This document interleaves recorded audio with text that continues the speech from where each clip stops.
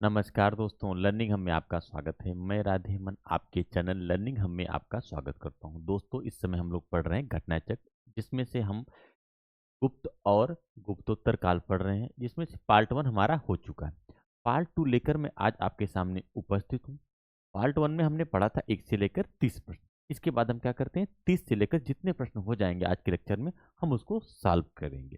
दोस्तों, हमारे लेक्चर को आप बहुत ध्यान से सुनिएगा। जो बातें आपको नहीं आ रही उसको नोट करते चलिएगा और पूरा वीडियो देखिएगा। आपके लिए बहुत फायदेमंद होने वाला है, आप विश्वास मानिए।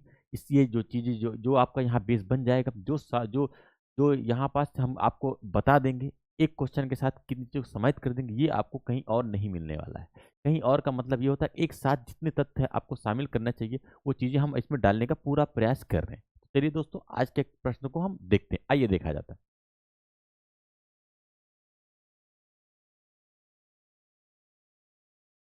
पहला प्रश्न आपके सामने बोर्ड पर है, क्वेश्चन नंबर 31। क्वेश्चन नंबर 30 कल हो चुका था। क्वेश्चन नंबर 31 आपके सामने है।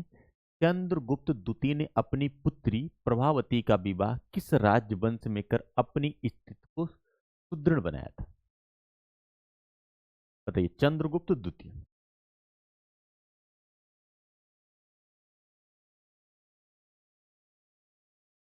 देखिए,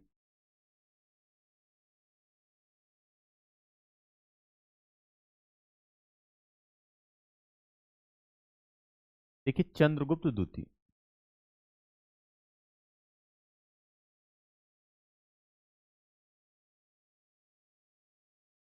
चंद्रगुप्त द्वितीय, इसको आप ध्यान से देखिएगा। चंद्रगुप्त द्वितीय को इनकी बेटी थी जिसका नाम था,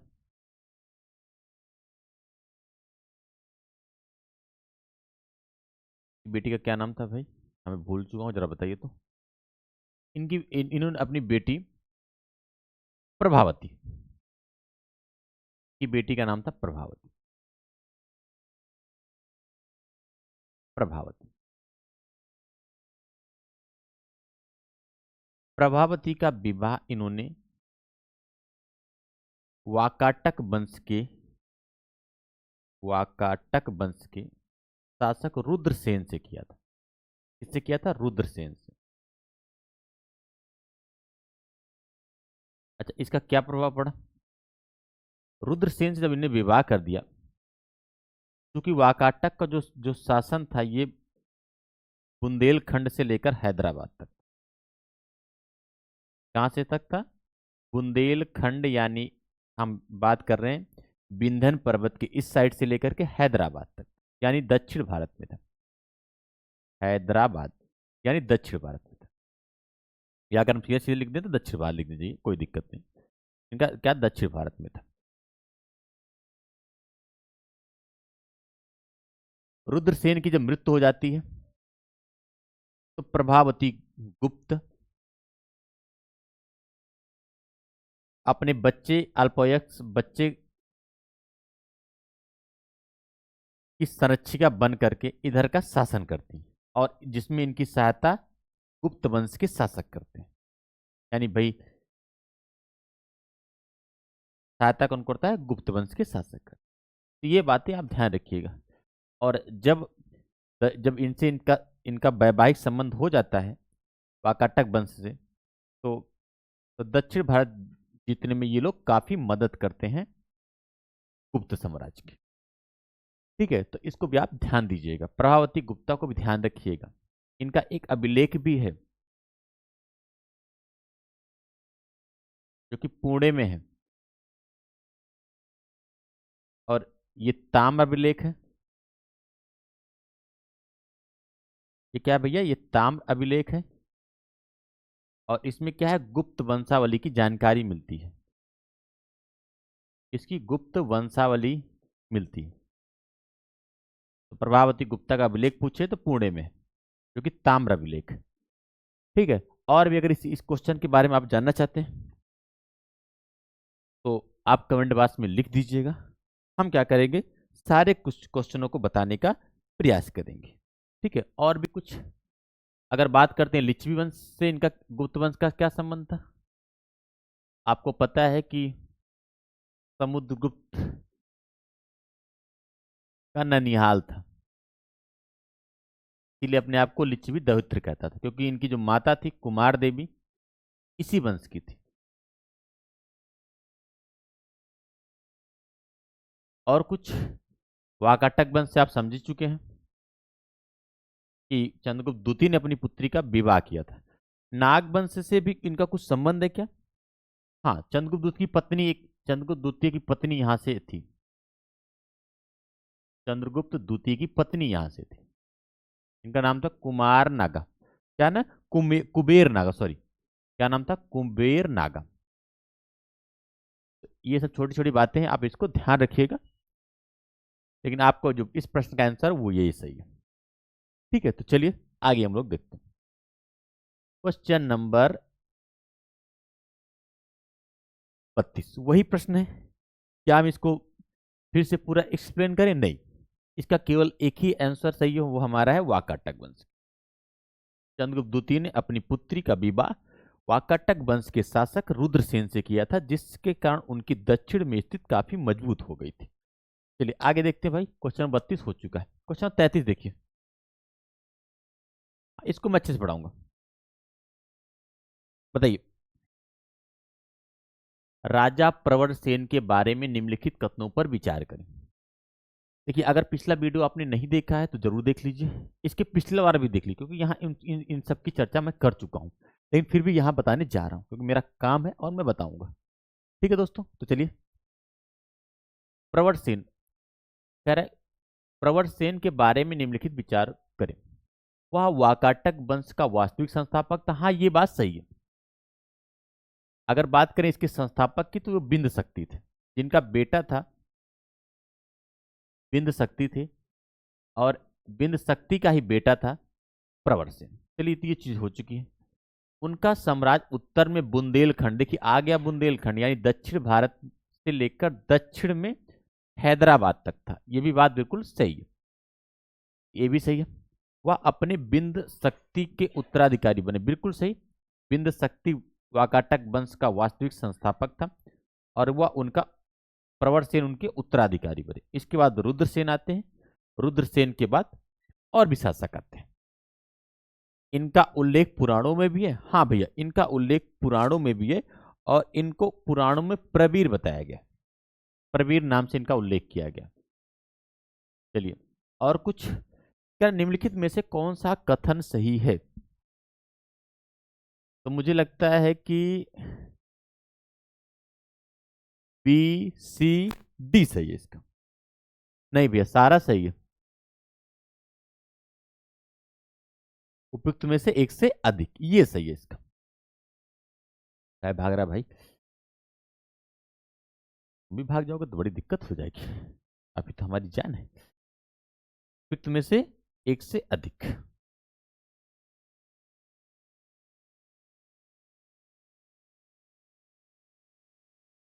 चलिए आगे देखिए भाई। क्या भैया, आपसे एक भैया हमारे वाकाटक वंश के बारे में सब कुछ जानना चाहते हैं, बिल्कुल बता रहा हूँ भाई। देखिए, चलिए, अब देखना सुनना, दोबारा पूछेंगे भी। कल नहीं आए थे, अच्छी बात है। देखिए, पहले था सातवाहन वंश, ये ध्यान रखना, कल पूछूंगा जरूर, अगर नहीं आएगा तो मारूंगा जरूर।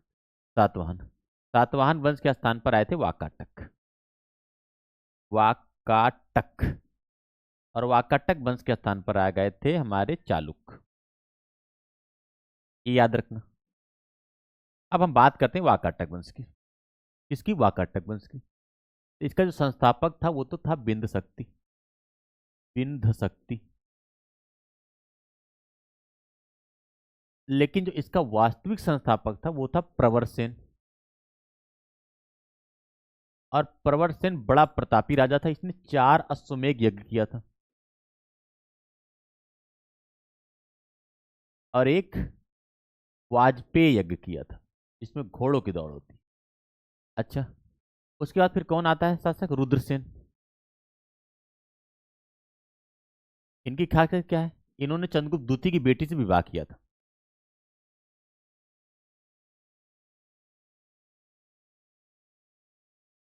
कि बेटी से क्या किया? विवाह किया, याद रखना। और उनकी बेटी का जो नाम था वो था प्रभावती गुप्ता। प्रभावती गुप्त था। बाद में वाकाटक वंश पर शासन भी की थी। इसके बाद एक आता है प्रवरसेन द्वितीय। इसके बाद एक आता है प्रवरसेन द्वितीय। इनको भी याद रखिए क्योंकि इनकी एक रचना बड़ी पूछी जाती है जिसका नाम है सेतुबंध। जिनका नाम क्या है? सेतुबंध। जिनका नाम क्या है? सेतुबंध। अगर बात करते हैं इनके शासन की, तो इनका शासन ये कुछ देख लीजिए। इनका शासन कुछ ऐसे इलाकों में फैला हुआ था, ऐसे फैला हुआ था। ये दक्षिण भारत में था। ठीक है, तो सारी जानकारी मैंने दे दी, यानी बुंदेलखंड से हैदराबाद। ठीक है, तो इस इतना ही जान लीजिए पर्याप्त। चलिए आगे देखते हैं भाई, अब नहीं बताएंगे बार बार। चलिए, निम्नलिखित कथनों में से कौन सा सही सुमेलित नहीं है? बताओ कौन सा नहीं है। कुमार गुप्त। देखिए, एक तो हम लोग जानते हैं प्रभावती गुप्ता का, अभी कुछ देर पहले पढ़ाया था मैंने। उदयगिरि की गुफा, नहीं नहीं नहीं, उदयगिरि की गुफा नहीं। कुमार गुप्त का कौन सा है? तो पहला सही है मंदसौर। ये बिल्कुल सही है। ये प्रशस्ति पत्र है। ये बिल्कुल सही है भाई। ये प्रशस्ति पत्र है और ये बिल्कुल सही है। अभी आगे इसको बताना है मुझे, बहुत अच्छे से इसको बताना है, इसलिए कोई चर्चा नहीं कर रहा।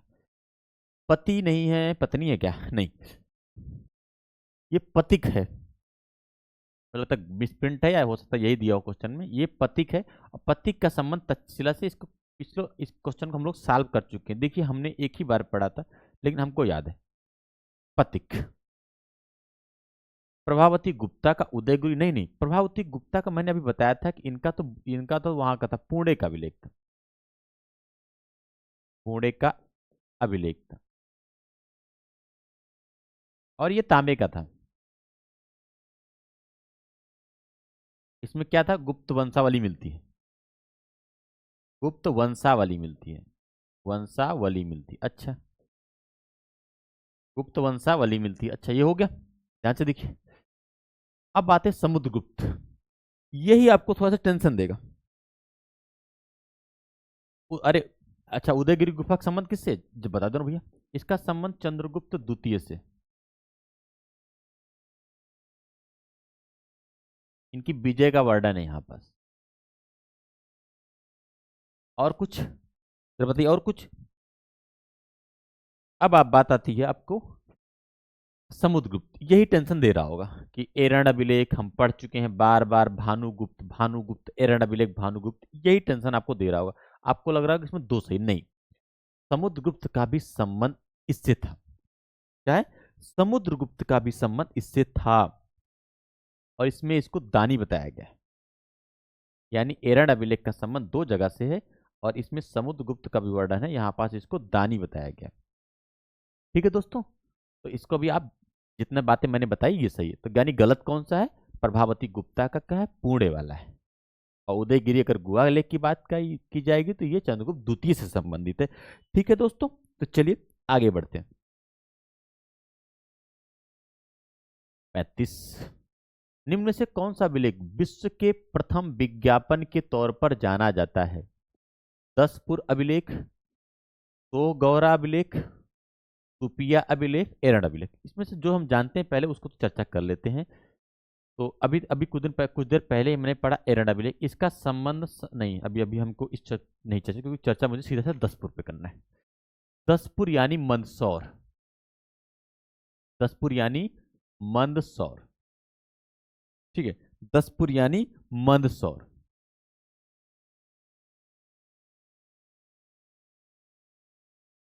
मंदसौर। और ये है कहाँ? ये हमारा एमपी में।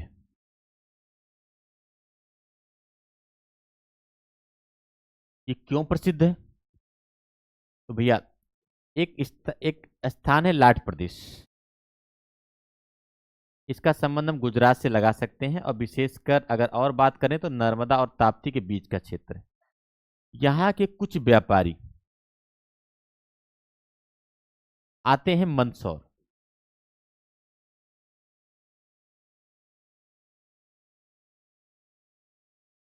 मंदसौर जो कि एमपी में है, यहां पास आते हैं और ये इनका संबंध विशेषकर देखा जाए तो रेशम उत्पादन से था। किससे संबंध था इनका? इनका संबंध रेशम उत्पादन से था। इनका संबंध अ, इनका संबंध जो आए थे इनका रेशम उत्पादन से था। अच्छा, गुजरात में क्या दिक्कत थी? नहीं भैया, व्यापार के लिए इसमें बहुत बहुत ही फेमस हो रहा था मंदसौर। एमपी का इलाका यानी मालवा का इलाका बड़ा फेमस हो रहा था। ये रेशम उत्पादक थे और यहाँ आते हैं और इनकी आर्थिक स्थिति बहुत अच्छी हो जाती है।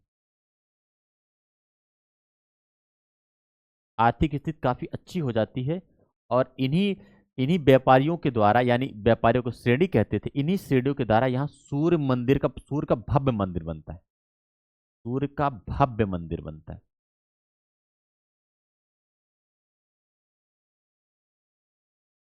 और मंदसौर में,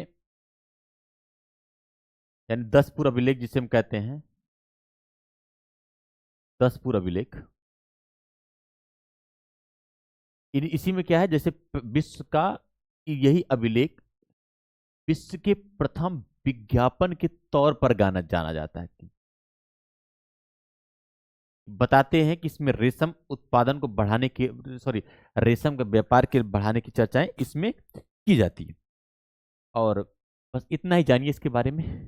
आपको पहली बात है, मैंने कहाँ के लोग थे, ये लाट प्रदेश, गुजरात और नर्मदा ताप्ती के बीच के क्षेत्र के थे। कहाँ आए?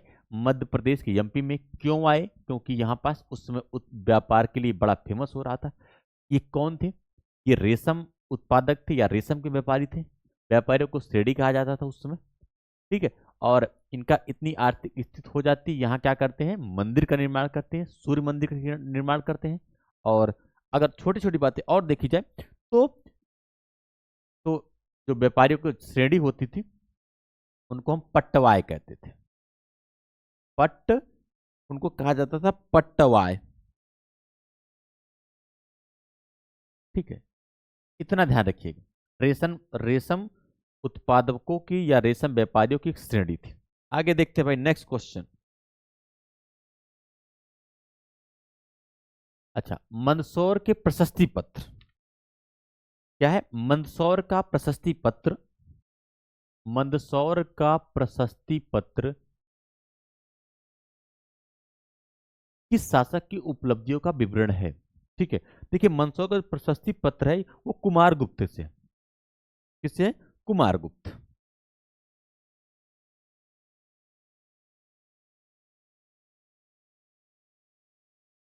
मंदसौर का प्रशस्ति पत्र का संबंध किससे है भाई? कुमार गुप्त से है।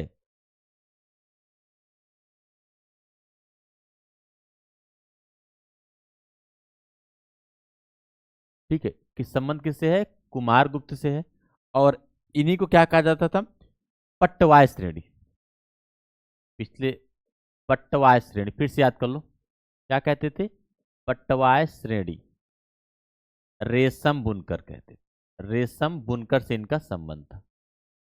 और कुछ इसके बारे में जानकारी बताइए भैया, और कुछ जानकारी इसके बारे में? इन्होंने सूर्य मंदिर का निर्माण कराया था, ये जरूर ध्यान रखिए। सूर्य मंदिर का निर्माण कराया था। और कुछ? इसको लिखा किसने था, ये भी एक बार पूछा गया है। इसको लिखा था वत्स भट्टी ने। वत्स वत्स भट्टी ने लिखा था। इसको भी आप ध्यान दीजिएगा, वत्स भट्टी, इसको आप बिल्कुल ध्यान दीजिएगा। ठीक है, चलिए आगे बढ़ते हैं। Next question number 37। रेशम बुनकरों की श्रेणी की जानकारी निम्नलिखित में से किस शिलालेख से मिलती है? अभी कई बार पढ़ चुके हैं, अब क्या आप इसको फिर से सॉल्व करें? नहीं भैया, ये है सीधा सीधा 10 अभिलेख, यानी मंदसौर अभिलेख। कौन सा? मंदसौर। तो मंदसौर से हम क्या है, हमें जानकारी मिलती है किसकी? रेशम बुनकरों की। प्रयाग प्रशस्ति आप जान रहे हैं, समुद्रगुप्त के बारे में लिखा हुआ है इसमें। हरिसेन ने लिखा था। बाकी इसका संबंध अशोक की पत्नी कारुआकी से था। ये रानी का अभिलेख कहते हैं। एरण अभिलेख ये भानुगुप्त का है। यहाँ सती प्रथा का चित्र मिलेगा, सती प्रथा का वर्णन मिलेगा। हाँ, एरण अभिलेख का संबंध समुद्रगुप्त से भी है। हाथी गुफा राजा खारवेल का। हाथी गुफा किसका भैया? ये खारवेल का है। खारवेल का है। चलिए, तो इतना आप देख चुके हैं, हो गया। आगे देखते हैं नेक्स्ट।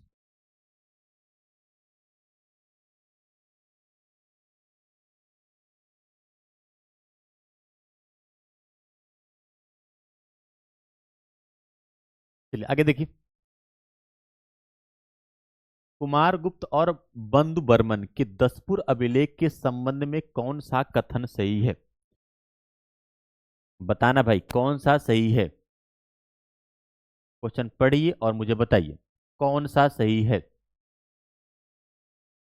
क्योंकि इस क्वेश्चन को हम पिछले 3-4 क्वेश्चन से इसकी रूपरेखा तैयार है। आप लोग बताइए भैया कौन सा सही है।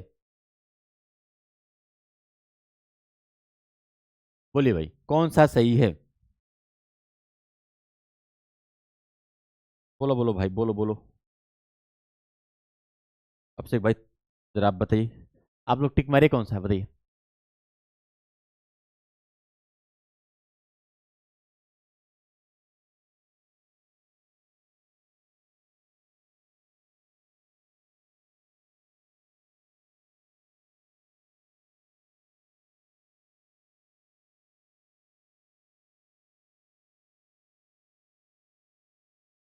चलिए,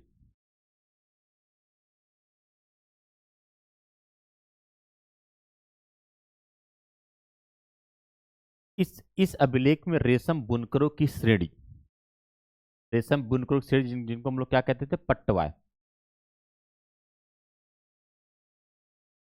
क्या कहते थे? पट्टवाय।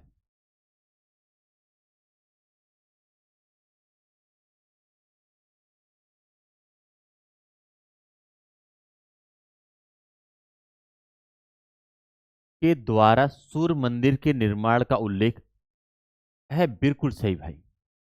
ये लोग आए मंदसौर में और इनका व्यापार इतना फला फूला कि ये इतने आर्थिक रूप से समृद्ध हो गए कि भव्य सूर्य का मंदिर निर्माण करवाए। चलिए और कुछ जानकारी, अगला देखते हैं।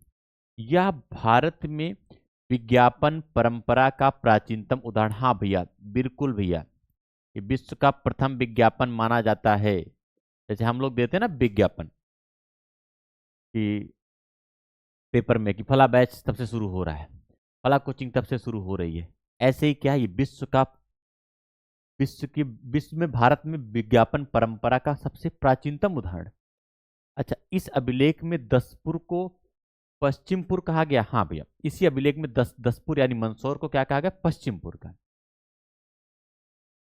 अच्छा, एक फिर एक लास्ट में जा देखिए, यार इस अभिलेख की रचना भवभूति ने की थी। तो सुनिए, इस अभिलेख की रचना भवभूति ने की थी। नहीं, अभी हम लोग कुछ देर पहले पढ़े, इसकी रचना किसने? वत्स भट्टी ने की थी। किसने किया था भैया? वत्स भट्टी ने। वत्स, अदत्ता, सा और भट्टी ने किया। ये आप जरूर देखेंगे। मंदसौर अभिलेख की रचना किसने किया था? वत्स भट्टी ने किया था। इसको आप जरूर पढ़े रखिएगा। ठीक है, तो क्या पूछा है, कौन सा गलत है? ये लास्ट वाला गलत है, डी गलत है। आगे देखते हैं भाई नेक्स्ट। चलिए नेक्स्ट बढ़ते हैं आगे, चलिए चलिए जल्दी जल्दी जल्दी जल्दी जल्दी। इसके पहले में बात हुआ सा, देखते हैं आपको कुछ चीजें हैं जो आपको फिर से बताना मुझे। देखिए, अभी तक आपने जो पढ़ा है उसका एक शॉर्टकट है।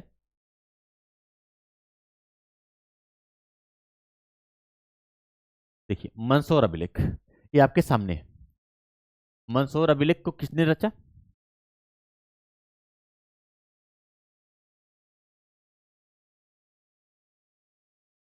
देखिए, मंदसौर यानी मंदसौर यानी दसपुर अभिलेख विश्व के प्रथम विज्ञापन के तौर पर जाना जाता है।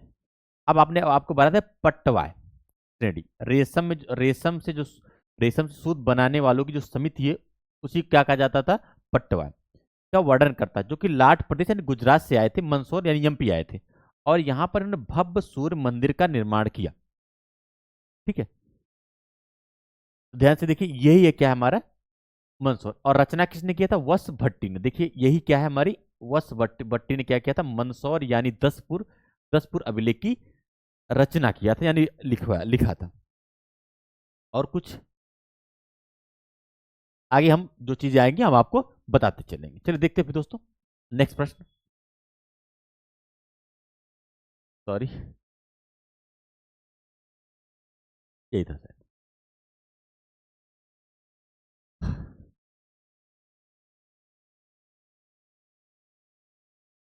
भभूति ने नहीं किया, वत्स भट्टी ने किया था, यही सही था इसका। चलिए अब मिलाना है सूची 1 को सूची 2 से। एक तरफ शासक है, दूसरी तरफ उनकी पत्नी है। तो चंद्रगुप्त प्रथम, यानी चंद्रगुप्त प्रथम की बात करते हैं, इनकी पत्नी तो कुमार देवी थी। लिच्छवी नरेश सॉरी लिच्छवी की राजकुमारी थी कुमार देवी, और इन्हीं का बेटा था समुद्रगुप्त। और फिर बात आती है चंद्रगुप्त द्वितीय, तो इनका विवाह हुआ था कुमार नागा से, नागवंश, ये हम आपको बता चुके हैं पिछले क्वेश्चन में। अब बात आती है कुमार गुप्त। कुमार गुप्त की पत्नी का क्या नाम है, बताइए कुमार गुप्त की पत्नी का क्या नाम है। समुद्रगुप्त की पत्नी का नाम था दत्ता देवी था, ये तो क्लियर है। समुद्रगुप्त पत्नी का क्या नाम था, दत्ता देवी। और एक ही बचता है कुमार गुप्त प्रथम, उनकी जो पत्नी है उसका नाम था अनंत देवी। ठीक है, इसका सही है 3-1, इसका सही हमारा 3,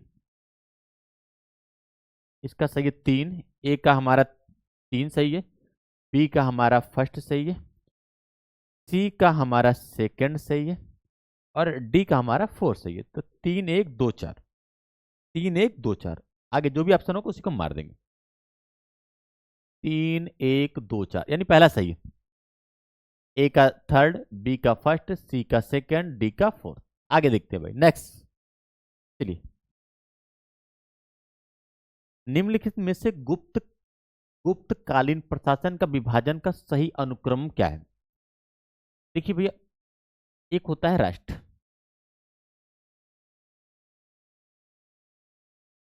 फिर एक होता है प्रांत, प्रांत के बाद होता है जिला, जिला के बाद होता है तहसील, तहसील के बाद होता है गांव।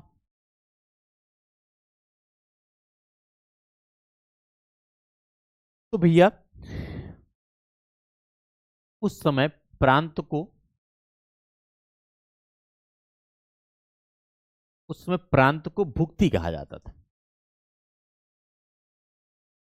क्या कहते थे, भुक्ति। और जिला को विषय कहा जाता था, विषयपति इसका वो प्रमुख होता था। तहसील को हम लोग विधि कहते थे, उस समय तहसील को विधि कहा जाता था। और गांव तो सबसे छोटी इकाई थी, इसको गांव ही कहा जाता था, ग्राम।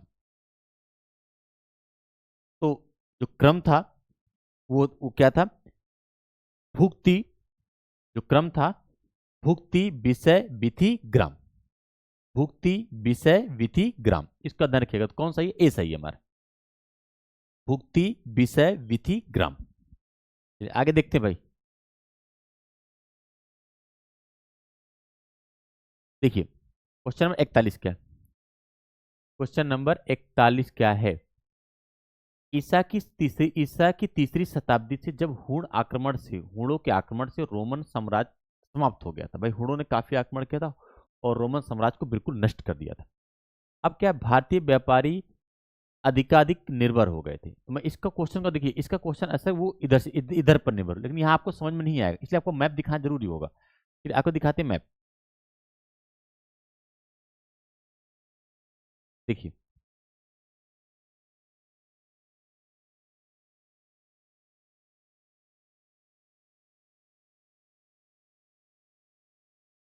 ये मंदसौर का ब्लॉक हो गया, व्यापार की दिशा देखिए। अब देखिए इधर क्या है, रोमन साम्राज्य का पतन हो चुका है। अब देखिए इधर इसी एरिया में रोमन साम्राज्य हो चुका था। अब इधर क्या है, इसी एरिया में रोमन साम्राज्य है और इस पर हुड़ों का कब्जा हो चुका है इधर। तो इधर का व्यापार तो काफी ठप हो गया, जो कि भड़ौच यानी भारूच बंदरगाह से हुआ करता था। अब क्या है, भारत का व्यापार यहाँ से शुरू होता है, ताम्रलिप्ति बंदरगाह बंगाल से, और देखिए ध्यान से देखिए, इधर सुमात्रा, जावा, इधर से होता है, और फिर इधर की ओर चीन की ओर इधर से होने लगता है। यानी हमारा जो व्यापार था इधर की ओर ज्यादा शिफ्ट हो गया। अगर हम बात करते हैं इधर की ओर, तो ये हमारा दक्षिण पूर्व है। क्या है?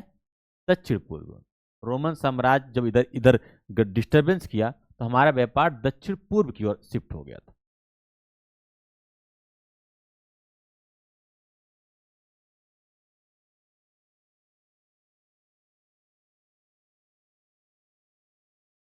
देखिए, ईसा की तीसरी शताब्दी से जब रोमन साम्राज्य का पतन हो गया तो भारतीय व्यापारी कहाँ भाई, इधर इधर इन लोगों के घोड़ों ने कब्जा कर लिया, तो ये एशियाई व्यापार पर अधिक निर्भर हो गए। दक्षिण पूर्व यानी इधर वाले व्यापार पर ज्यादा ये निर्भर हो गए।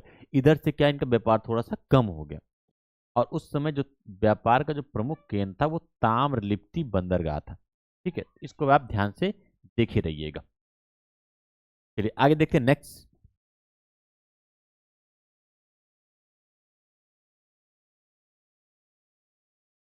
तो मैंने क्या बताया था? दक्षिण पूर्व एशियाई व्यापार। आगे देखते हैं भाई, नेक्स्ट क्वेश्चन देखिए। गुप्त काल में उत्तर भारतीय व्यापार निम्नलिखित में से किस एक पत्तन से होता था? अगर मैं बात करता हूं किस एक पत्तन से, तो ताम्रलिप्ति से होता था, भड़ौस से भी होता था, कल्याण से भी होता था, काम्बे से होता था। तो अगर बात करते हैं उत्तर भारतीय व्यापार की, तो भैया ये सारे बंदरगाहों से व्यापार हुआ करता था गुप्त काल में। तो क्या सही होगा भाई? इसके सारे सही हैं।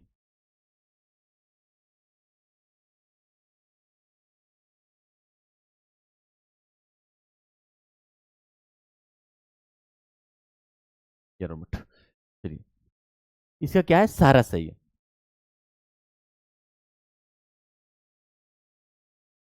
अब क्या है, निम्नलिखित में से कौन सा बंदरगाह गुप्त काल में भारतीय व्यापार के लिए उपयोग किया जाता था? कल्याण बंदरगाह बिल्कुल होता था। ताम्रलिप्ति बिल्कुल सही, ये बंगाल का था, ये प्रमुख बंदरगाह था। और इससे दक्षिण पूर्वी ये व्यापार हुआ करता था, ये बंगाल का था। भड़ौज गुजरात का था, ये भी बड़ा फेमस बंदरगाह था। यही दोनों काफी प्रसिद्ध थे व्यापार के लिए। काम्बे भी था। तो इस प्रश्न का जो आंसर सही है वो हमारा है उपयुक्त में से एक से अधिक। इसको भी आप ध्यान दिए रहिएगा। आगे देखते क्वेश्चन नंबर 44 देखते हैं।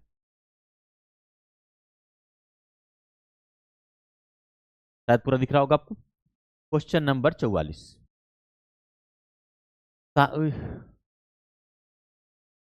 भारत ने दक्षिण पूर्वी एशिया के साथ अपने आरंभिक सांस्कृतिक संपर्क तथा व्यापारिक संबंध बंगाल की खाड़ी के पार बना रखे थे। कहाँ? बंगाल की खाड़ी के पार। निम्नलिखित में से कौन सा बंगाल निम्नलिखित में से कौन सी बंगाल की खाड़ी की उत्कृष्ट आरंभिक समुद्री इतिहास की सबसे विश्वसनीय व्याख्या हो सकती है? पहला है, प्राचीन काल तथा मध्यकाल में भारत के पास दूसरों की तुलना में अति उत्तम पोत निर्माण की तकनीकी उपलब्धि। ऐसा नहीं है। इसका उद्देश्य इस उद्देश्य के लिए दक्षिण भारतीय शासकों ने व्यापारियों, ब्राह्मण, पुजारियों और बौद्ध भिक्षुओं को सदा संरक्षण दिया। नहीं, ये भी सही नहीं। क्या फायदेमंद था? बंगाल की खाड़ी में चलने वाली हवाएं, मानसूनी हवाएं, जो समुद्री यात्रा को एकदम आसान बना देती थी। इसका यही सही है, सी सही है। ठीक है, इसका क्या है, सी सही है।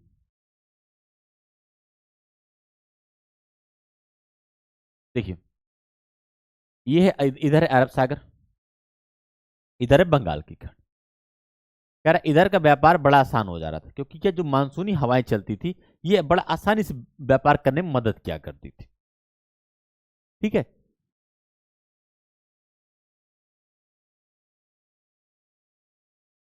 आराम से मदद होती थी पूरी।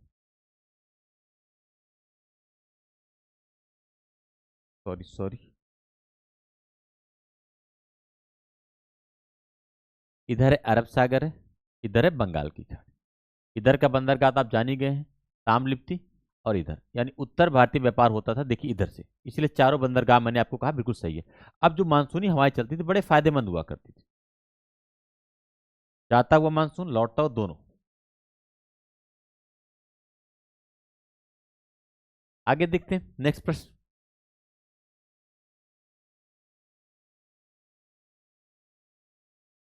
इसको ध्यान से देखिएगा, ये क्वेश्चन अच्छा है, आईएएस प्री 2012 में पूछा था। कह रहा है प्राचीन भारत में देश की अर्थव्यवस्था में अत्यंत महत्वपूर्ण भूमिका निभाने वाली श्रेणी,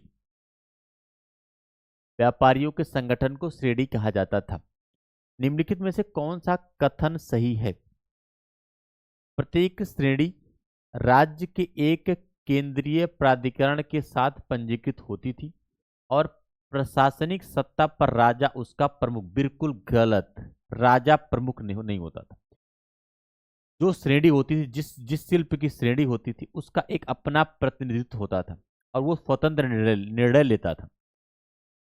श्रेणी ही वेतन, काम करने की नियमों, मानकों और कीमतों को सुनिश्चित करती थी। हाँ भाई, श्रेणी जो यानी जो व्यापारिक संगठन होता था, वो भी वही क्या करता था, निश्चित करता था कि किस चीज के लिए कितना वेतन मिलेगा, काम करने के क्या नियम है, अगर कोई चीज बन रहा है तो उसका क्या मानक है, ठीक है, और कीमत क्या है, वो कितनी तय होगी। जैसे आजकल सपोज करिए एक बार्बर समुदाय यानी नाई समुदाय, इसका एक संगठन है, ये संगठन का एक अपना एक मालिक है यानी एक प्रमुख है, और ये प्रमुख क्या है, स्वतंत्र है।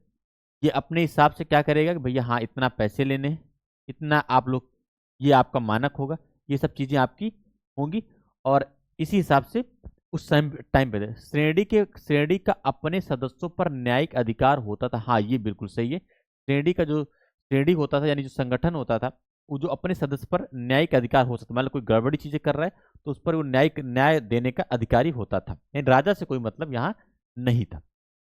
ठीक है दोस्तों, तो चलिए क्वेश्चन नंबर हमारा 45 हो चुका है, क्वेश्चन नंबर 46 पर चलते हैं। यानी इसका कौन सा सही है, 2 और 3 सही है। आगे देखते हैं भाई।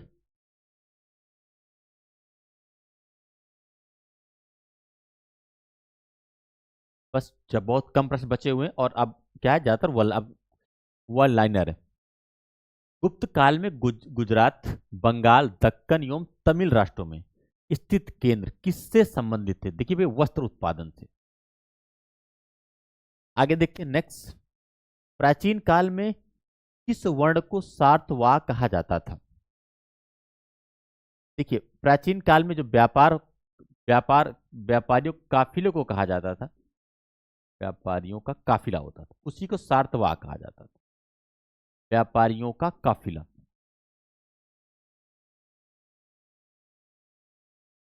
उसी को क्या कहते थे भाई हम लोग, सार्थवाह कहते थे।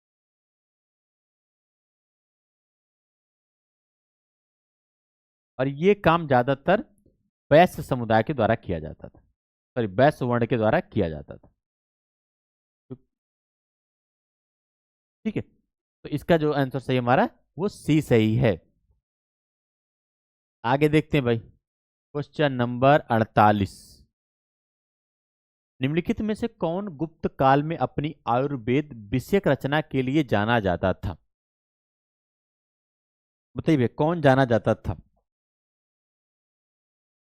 सौमिल और शूद्रक? नहीं भैया, ये तो गुप्त काल के नाटककार थे। सौमिल और शूद्रक ये गुप्त काल के नाटककार थे, गुप्त काल के नाटककार थे। अच्छा, सौनक, अगर बात करते हैं हम सौनक की, तो ये इनका संबंध तो भैया ऋग्वेद काल से है।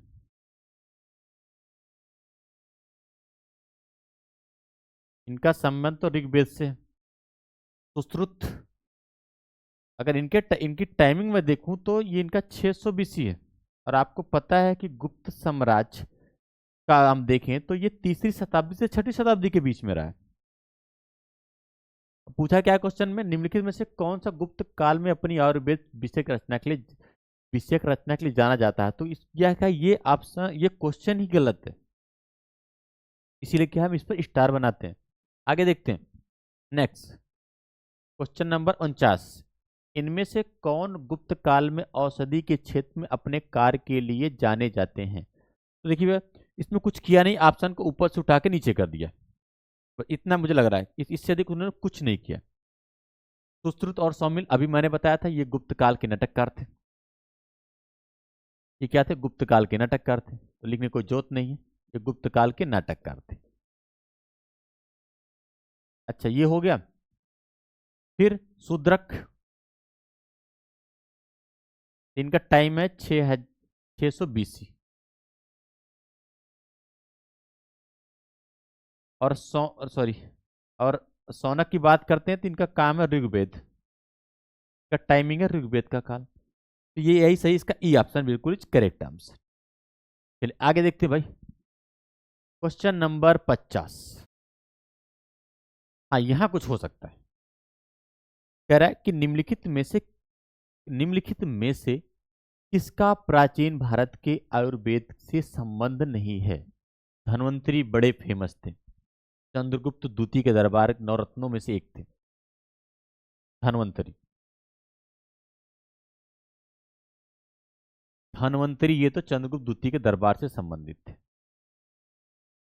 यानी नवरत्नों में से एक थे। नवरत्नों को भी भूलना नहीं, मुझे याद रखना है। भास्कराचार्य, भास्कराचार्य का संबंध खगोल और गणित से था, खगोल और गणित से था।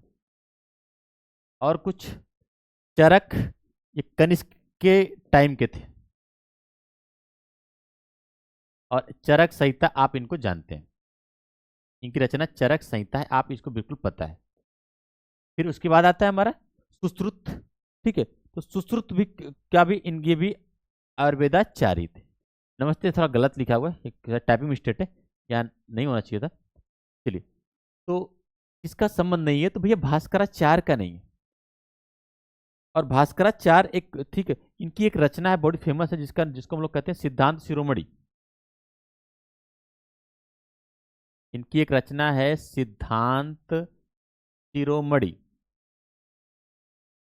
शिरोमणि। ठीक है, और उसी का एक पार्ट है लीलावती, जो कि गणित के लिए बड़ा फेमस है। लीलावती जो कि गणित के लिए क्या है, बहुत फेमस है। ध्यान रखिएगा, लीलावती सिद्धांत शिरोमणि का ही एक भाग है, और जो कि भास्कराचार्य द्वारा रचित है, तो इसको भी आप ध्यान दीजिएगा। आगे देखते हैं, हो सकता है नेक्स्ट प्रश्न को कहीं मिल ही जाए। क्वेश्चन नंबर 51 देखिए, लीलावती के लेखक थे, आ गया। लीलावती के लेखक कौन थे? ये भास्कराचार्य थे। अब यहां नहीं बताऊंगा भैया, सिद्धांत शिरोमणि उनकी प्रमुख एक रचना है, मैं से संबंधित, और उसी का एक पार्ट है लीलावती, जो कि भास्कराचार्य से संबंधित है। क्वेश्चन नंबर 51 हो चुका, क्वेश्चन नंबर 52 देखते हैं भाई। देखिए, देखिए, बोर्ड पे आ रहा है पूरा क्वेश्चन, ध्यान से देखिए। प्राचीन भारत में हुई वैज्ञानिक प्रगति के संदर्भ में निम्नलिखित कथनों में से कौन से कथन सही हैं? ठीक है, कौन से कथन सही हैं? ठीक है, चलिए बोलिए भाई, कौन से सही हैं? प्रथम शताब्दी ईस्वी में विभिन्न प्रकार के शल्य औजारों का उपयोग आम बात था। हाँ, ये बिल्कुल सही है, प्रथम शताब्दी में शल्य क्रियाएं होती थी। कुछ बहुत फेमस थे जो शल्य क्रियाएं करते थे, कोई दिक्कत नहीं।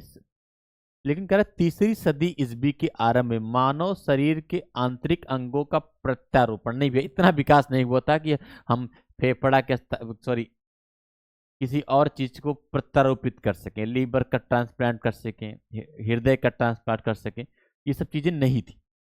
5वीं सदी ईस्वी में कोण की जहां का सिद्धांत था। हाँ बिल्कुल सही, काफी चीजें आ चुकी थी। ठीक है, काफी चीजें आ चुकी थी, ये बिल्कुल सही है। और आर्यभट्ट की चीजें थी।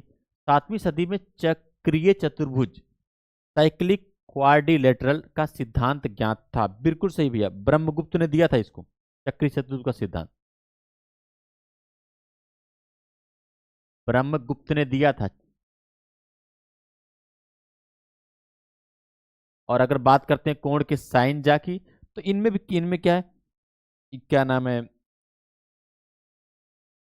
सूर्य सिद्धांत, इसको ध्यान रखिएगा। और साथ में एक है आर्यभट्टियम, आर्यभट्टियम, इसको भी आप ध्यान दीजिएगा। लेकिन भैया प्रत्यारोपण नहीं हो रहा था, बस इसको इसके अलावा आपको विशेष चीज ध्यान नहीं, यानी इसका क्या हो जाए, 1, 3 और 4 सही है। क्वाड्रिलेटरल किसने दिया? ब्रह्मगुप्त ने, यानी इसका 1, 3 और 4 सही है। आगे देखते हैं।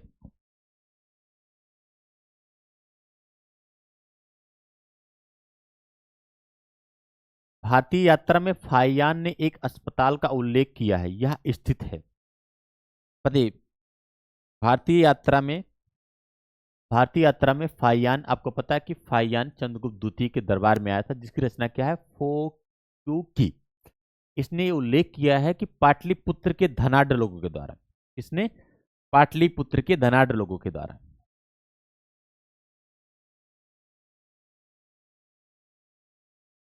पाटलिपुत्र के धनाढ़ लोगों के द्वारा, यानी यानी अमीर लोगों के द्वारा एक अस्पताल बनवाया गया था।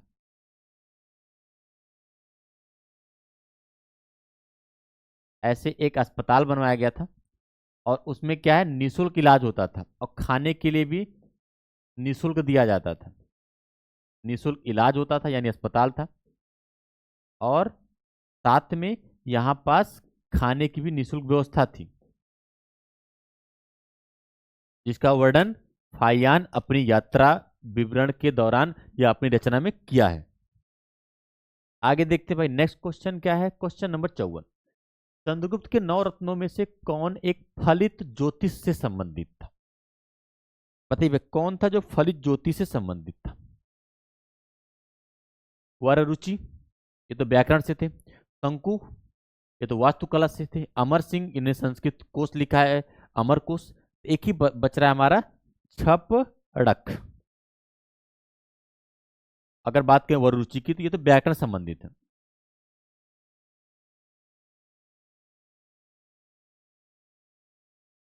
और बात करते हैं शंकु की, तो इनका संबंध वास्तुकला से है।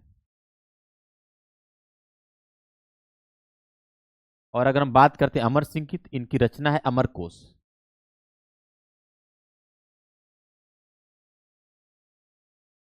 जो कि संस्कृत से संबंधित है। ठीक है, तो चीज का क्या है, छपड़क सही है। आगे देखते हैं भाई, नेक्स्ट प्रश्न। कालिदास किसके शासन काल में थे? अरे भैया ये पूछने वाली बात है, चंद्रगुप्त द्वितीय के दरबार में। कालिदास उनके एक प्रमुख कवि थे, ये काफी रचनाएं हमको मिलेंगी। जैसे आपको मिलेंगे कालिदास,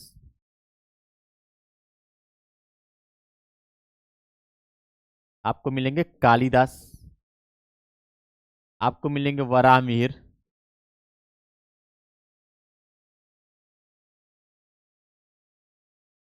आपको मिलेंगे आपको मिलेंगे अमर सिंह, कुछ है जिनके नाम हम लिख दे रहे हैं। आपको मिलेंगे अमर सिंह, आपको मिल जाएंगे धनवंतरी, आपको मिल जाएंगे धनवंतरी। ठीक है, तो ये तो सर्वश्रेष्ठ कवि थे। वराहमिहिर आपको पढ़ चुके हैं, इनका संबंध खगोल और गणित से था।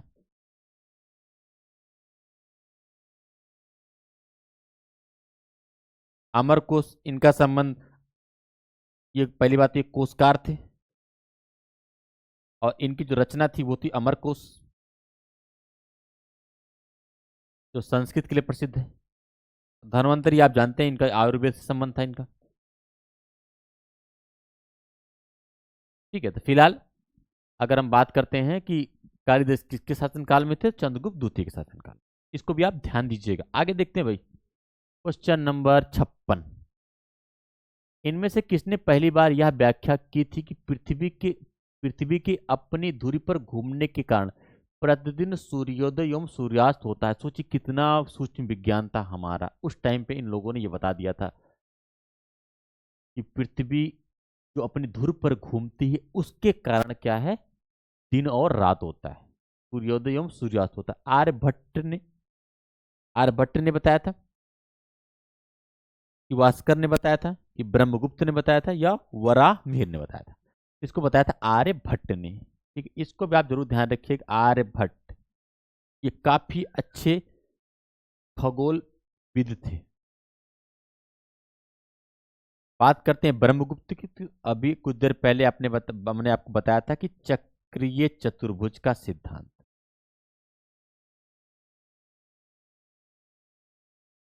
क्वाड्रिलेटरल का सिद्धांत थी। बराहमिहिर अभी मैंने कुछ देर पहले बताया, ये खगोलविद, क्योंकि ये क्या थे, खगोलविद थे। ठीक है, और एक और बच्चे आपको, क्या नाम इनका, खगोल से संबंधित था और गणित से भी संबंध था इनका फिलहाल। तो हमने क्या जो पिछला था उसको रिपीट मार दिया, कोई दिक्कत नहीं। आप क्या है, आर्यभट्ट से संबंधित, आर्यभट्ट इस क्वेश्चन का आंसर ध्यान रखिएगा। इन्होंने बताया था कि भैया सूर्य स्थिर रहता है और पृथ्वी अपने दूर पर घूमती है, जिसके कारण क्या हो रहा है, दिन और रात होता है। किस ताम्र पाषाणिक युग स्थल से ये वराहमिहिर के जन्म स्थल कहा जाता है? वराहमिहिर का जन्म स्थल क्या है? पहली बात तो वराहमिहिर के बारे में आप जान रहे हैं, इनका संबंध खगोल और गणित से। इनका संबंध किससे है? खगोल और गणित से है। अच्छा, पूछ रहा है कि इनका जो जन्म स्थल है वो किस ताम्र पाषाण युगीन से है? वो है कैथा। कैथा कहाँ पास है? ये उज्जैन में। उज्जैन, आप महाकाल की नगरी उज्जैन यानी एमपी में।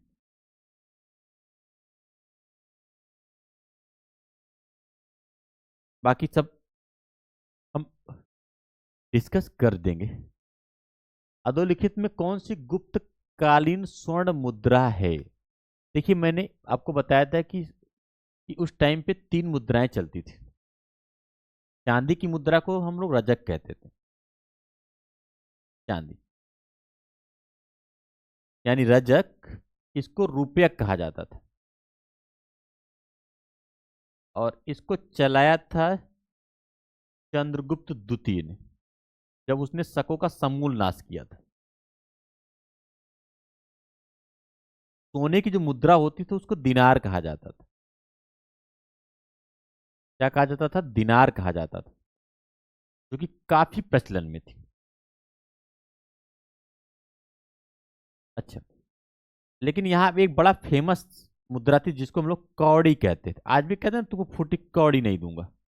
ये बड़ी फेमस मुद्रा थी, क्योंकि कौटी कौड़ी फूट जाती है तो किसी काम की नहीं रहती। क्वेश्चन नंबर 59 है, गुप्त काल में स्वर्ण मुद्रा को क्या कहा जाता था? तो दिनार कहा जाता था।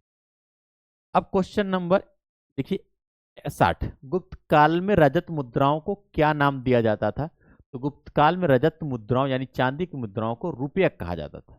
क्या कहते थे? रूपक कहते थे। ठीक है, तो दोस्तों इस प्रकार से हम आपके लिए लेकर आए थे 60 प्रश्न। ज्यादातर हमने क्या है, सॉल्व करा दिया। अब हमें क्या है, एक बार क्या करते हैं, जितनी चीजों को मैंने पढ़ाया है हम उसको एक बार आपको फिर से बताने जा रहे हैं, बस मुश्किल से केवल 2 से 3 मिनट के अंदर। चलिए तो आइए देखते हैं।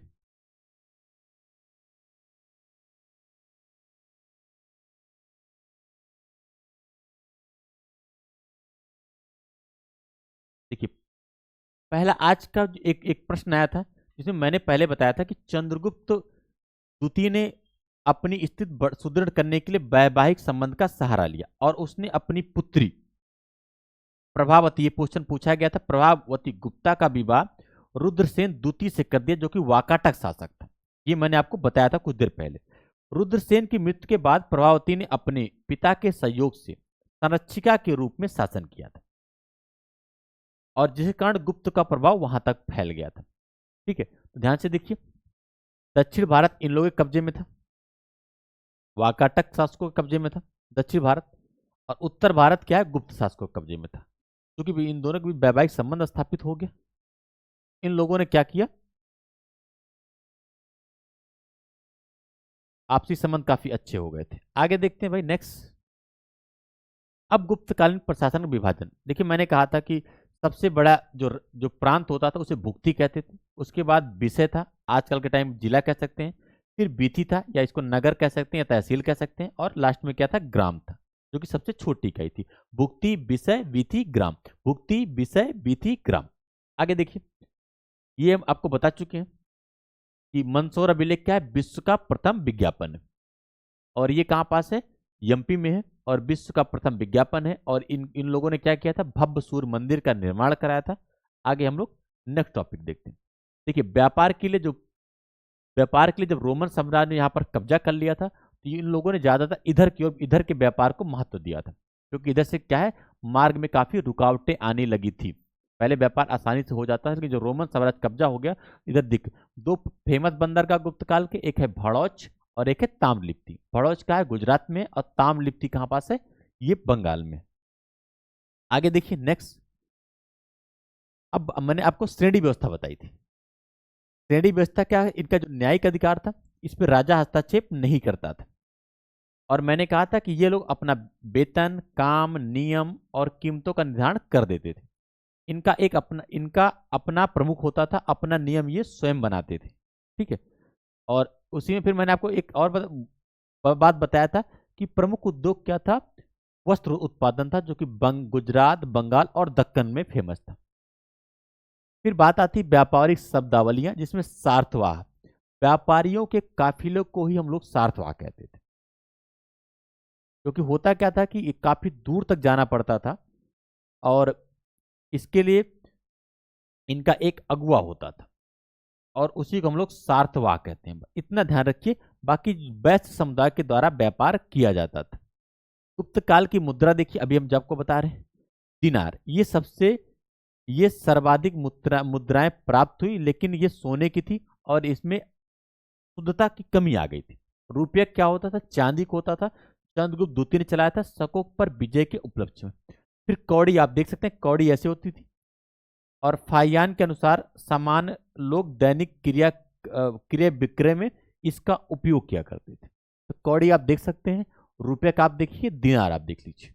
आगे देखिए भाई नेक्स्ट में, फिर आते विज्ञान और गणित। आर्यभट्ट का योगदान। आर्यभट्ट अपने ग्रंथ में भट्टयम में प्रतिपादित किया कि पृथ्वी अपनी धुरी पर घूमती है, जिसके कारण दिन रात होते हैं। ये बात आप बिल्कुल ध्यान रखिए। और इन्होंने त्रिकोणमिति में जा, कोज्जा, इनवर्स साइन, इन चीजों को दिया। ठीक है, ध्यान से देखिए। इन्होंने बताया सबसे पहले कि क्या है, पृथ्वी अपने स्थान पर घूमती है, धुरी पर। अब हम चिकित्सा शास्त्र एवं जनसेवा की बात करते हैं। तो आप, मैंने अभी कुछ देर पहले एक प्रश्न में आया था कि पाटलिपुत्र में क्या धनिकों के द्वारा एक अस्पताल का निर्माण कराया गया था, जहां पास इलाज मुफ्त होता था और मुफ्त भोजन भी मिलता था। बाकी सुश्रुत, ये शल्य क्रिया के जनक हैं। और धनवंतरी क्या थे, 9 रत्नों में से एक थे, जो कि आयुर्वेदाचार्य थे। बाकी आप कुछ छोटे छोटे हैं जिनको देखिए, कालिदास, ये 9 रत्नों में से एक थे। वरामीर खगोल शास्त्री एवं पंच सिद्धांत का इनकी रचना है। अमर सिंह की रचना अमर कोश है। और लास्ट में हम देखते हैं फाहियान की दृष्टि में भारत कैसा था। ठीक है। तो मध्य लोग खुशी और समृद्ध थे। प्रशासन दंड विधान मृदु था, बार बार मृत्युदंड नहीं दिया जाता था। समाज, चंडाल लोग होते थे, यानी जो ऐसे अस्पृश्य लोग थे, वो बस्ती के बाहर रहते थे, और ये अस्पृश्यता का प्रमाण मिलता है। बाकी हम लोग जैसे जैसे प्रश्न आएगा, वैसे वैसे आपको चीजों को बताते चलेंगे। तो ठीक है दोस्तों, मिलते हैं एक नए यानी इसके तीसरे पार्ट में। तब तक के लिए मुझे विदा दीजिए। धन्यवाद।